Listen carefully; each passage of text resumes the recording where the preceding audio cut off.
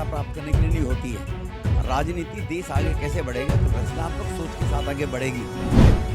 जो देश का बजट 2.5 लाख करोड़ हुआ करता था वो 6.5 लाख करोड़ हो गया। कैसे हो गया?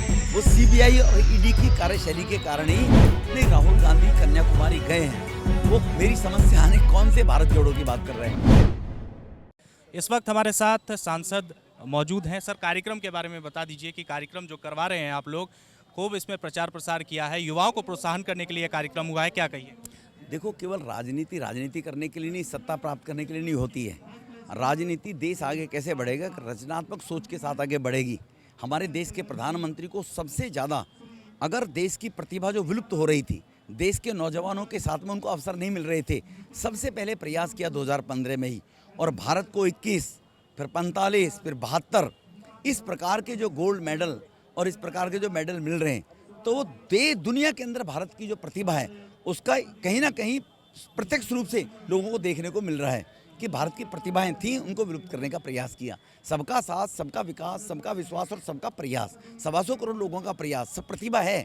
लेकिन चंद कुछ लोगों में सिमटकर देश 75 साल तक, आज़ादी के 65-66 साल तक रह चुका था एक खानदान, एक परिवार और उसके चप्पल रफूकरों के माध्यम से। उन्हीं चंद लोग ये कह रहे हैं कि भारतीय जनता पार्टी सिर्फ युवाओं को लुभाने का काम करती है, लोगों को ठगने का काम करती है। आप लोग सिर्फ एक माहौल बनाते हैं और ईडी और सीबीआई का छापा परवाते हैं, उस पर क्या कहिए?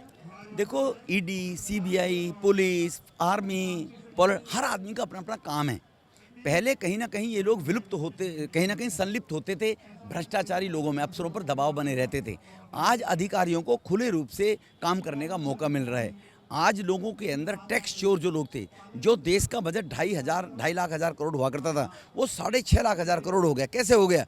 वो सीबीआई और ईडी की कार्यशैली के कारण ही कि इस देश के अंदर टैक्स चोरी करने वाले लोग, देश कैसे बढ़ेगा, देश में प्रगति कैसे होगी, 22 एम्स कैसे बनेंगे, जो 7 साल में 15 एम्स नए बने हैं गरीबों को इलाज करने के लिए।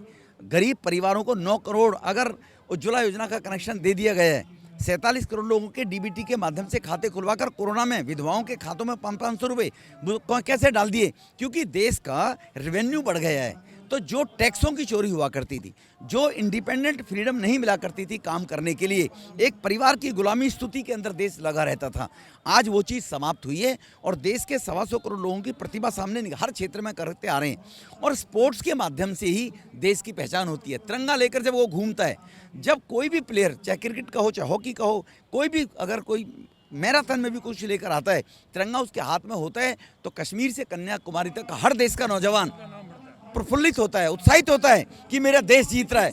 वो ये नहीं देख रहा। बिदौरी साहब, कन्याकुमारी की आपने बात की, राहुल गांधी भी कन्याकुमारी पहुंच गए हैं आज। नहीं, राहुल गांधी कन्याकुमारी गए हैं, वो मेरी समझ से आने कौन से भारत जोड़ो की बात कर रहे हैं। अरे भारत तो तेरे नाना ने तोड़ा था, तो अगर ये शुरुआत करनी थी तो बांग्लादेश से करते, पाकिस्तान से करते, हम जोड़ना चाहते हैं।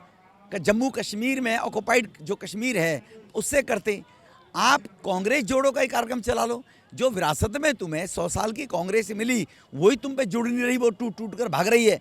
तो जो अपने घर को नहीं जोड़ सकता वो गांव को कैसे जोड़ेगा? जो गांव को नहीं जोड़ सकता वो शहर को कैसे जोड़ेगा? जो शहर को नहीं जोड़ सकता वो डिस्ट्रिक्ट को कैसे जोड़ेगा? तो इसीलिए राहुल जी के अंदर वो प्रतिभा ही नहीं है।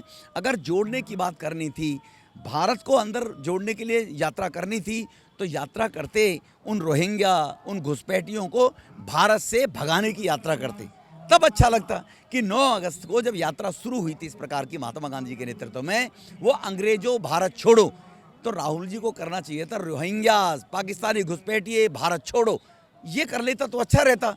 जोड़ने की तो उनकी प्रवृत्ति उनके कहीं से भी, उनके किसी ब्लड के किसी अंश में ही नहीं है, डीएनए में ही नहीं है जोड़ने की, तोड़ने की प्रवृत्ति रही है। कल आप लोग एक ऐतिहासिक कदम बढ़ा रहे हैं, प्रधानमंत्री नरेंद्र मोदी, इंडिया गेट का नाम अब चेंज हो गया है, उसको आप लोग एक नई राह पर ले जाना चाह रहे हैं। सांसद होने के नाते आप क्या कहिएगा? हम ले जाना नहीं चाह रहे। भारत की जो पहचान कुछ लोगों ने गुलामी प्रवृत्ति के कारण विलुप्त करी और उसको 75 साल तक वोट बैंक के कारण से छूने की हिम्मत नहीं जुटा पा रहे थे। हमारे देश के प्रधानमंत्री ने कहा है गुलामी की तस्तीगों से बाहर निकलिए। सरदार भगत सिंह, राजगुरु, सुखदेव, चंद्रशेखर आजाद, इन्होंने फांसी खाई थी, गोलियां खाई थी, किस लिए? कि ये नस्तनाबूद कर देना जो गुलामी के प्रतीक थे। लेकिन 65 साल तक ढो रहे थे हम, सेना के अंदर, नौसेना के अंदर भी वही अंग्रेजों का दिया हुआ सिंबल उसको लेकर ढो रहे थे हम। शिवाजी को याद नहीं किया गया, छत्रपति जी को। आज राजपथ, राजा उस पर नहीं चलता है कर्तव्य पथ उसका नाम है कि 26 जनवरी को भारत की सीमाओं पर जो कड़कड़ाती सर्दी तपती दोपहरी में अपने जीवन को देकर हमारी रक्षा करते हैं, उनके कर्तव्य का पथ है ये राजाओं का पथ नहीं है, ये लोकतंत्र में 125 करोड़ लोगों का पथ है, तो इसलिए कर्तव्य पथ इसका नाम रखा गया। Thank you, thank you, thank you.